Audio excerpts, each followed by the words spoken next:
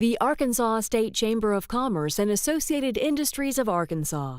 The State Chamber AIA is the leading voice for business at the state capitol and serves as the primary business advocate on all issues affecting Arkansas employers.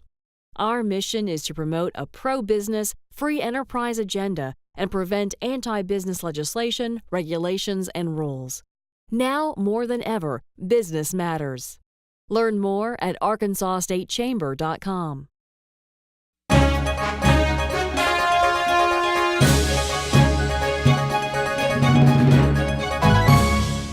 He is the only announced candidate for lieutenant governor, meaning he could face Republican Charlie Collins or Andy Mayberry, who've announced for the office on the GOP side.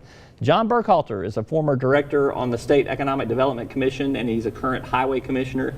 He is also an active businessman with interest in real estate and engineering. John Burkhalter, welcome to the program.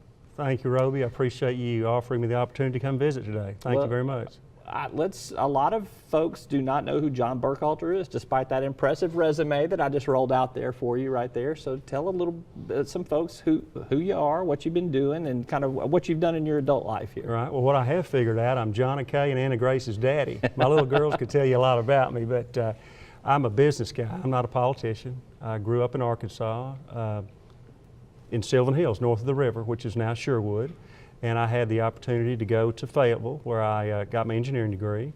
And I practiced engineering for many years in Arkansas. And then along the course of my travels in my business career, I had the opportunity to start a company.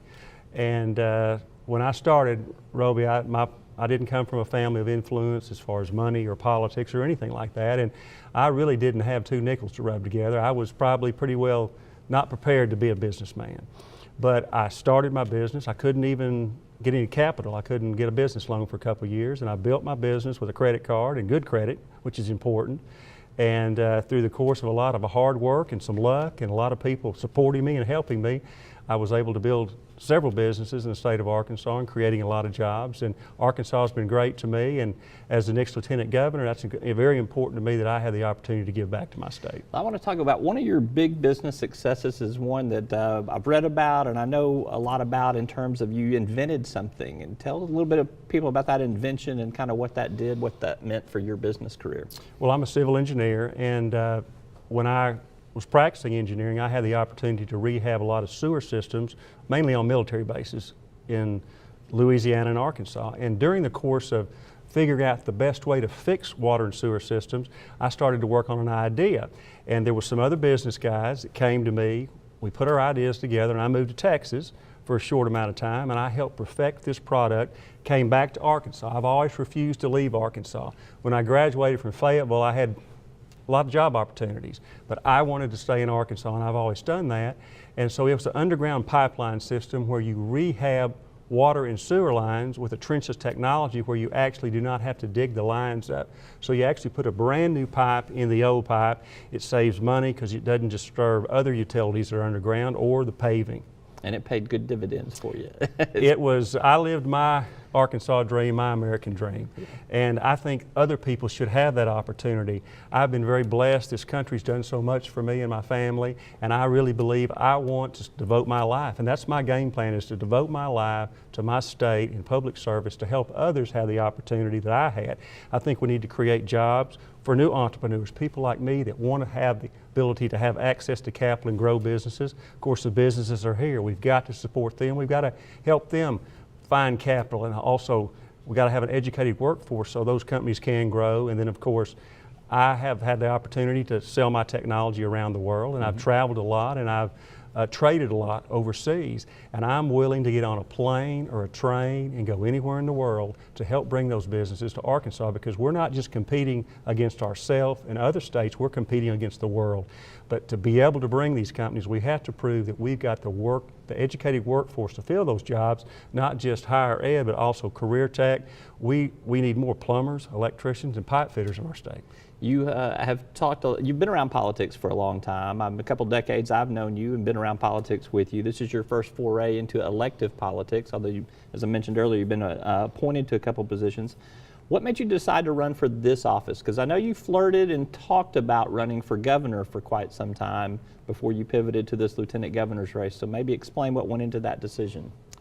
That's a good question, because I did look at running for governor. I've always been interested in getting involved in politics in my state to help my state.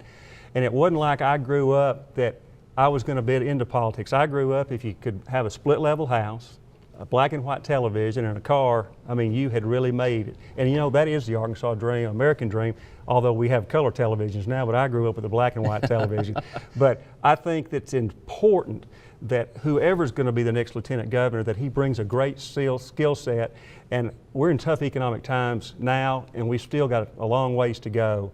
And I know how to create jobs. I had the opportunity to get a great education in Arkansas, and I want to put that to work to focus on make sure that we create more jobs for our citizens so tomorrow will be better than today. You were impressed with Mike Ross as the Democratic nominee for governor, or a Democratic candidate for governor. The field's cleared right now, and was that part of what factored into your decision to run for lieutenant governor instead of for governor?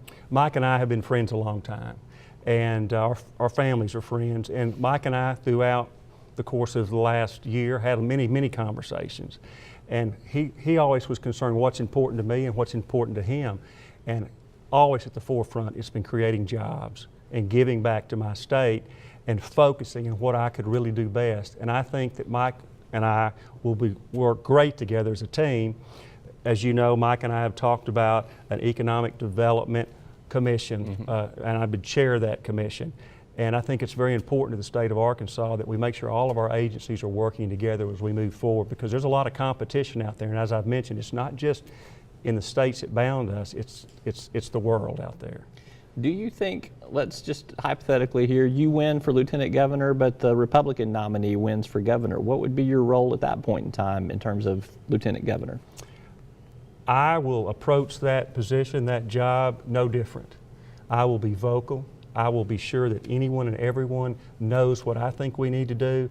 I've always had a piece of paper in my life. I have short-term goals and long-term goals, and I will make sure the next governor, whoever that person might be, understands how important job creation, real job creation, and educating our people and preparing them for that. And I believe anybody that's governor is going to want to listen and work together. We're all Arkansans. We're all in this together. We need to be all pulling on the same end of this rope. Do you really think you can make a difference creating jobs? I've heard a lot of governors and lieutenant governors talk about that in the past. I see where the power of the governorship can do that. Win Rockefeller, for instance, was a lieutenant governor who talked a lot about job creation. I never heard him brag about creating any jobs, although I suspect he probably had some influence there, but you never saw his fingerprints on some of that. Can you really do something in that position? Well, Win Rockefeller wasn't a guy that bragged. I mean, we all miss him, and it's terrible that he's gone. And he never was a guy that bragged. He did a lot for a lot of people out there. But I think that you can make it whatever you want to be. I grew up with a very little and created a lot from where I came from, and I plan to do the same thing as the next lieutenant governor. All right, he's John Burkhalter. He's a Democratic candidate for lieutenant governor. Good to be with you. Thank you for being here. Thanks, Roby. Appreciate you. All right. After this break, a big bank deal comes together and insurance rises to the top of the political agenda. Later, Michael Tilley with the City Wire on Walmart and more. I'm Roby Brock. This is Talk Business. We're back after the break.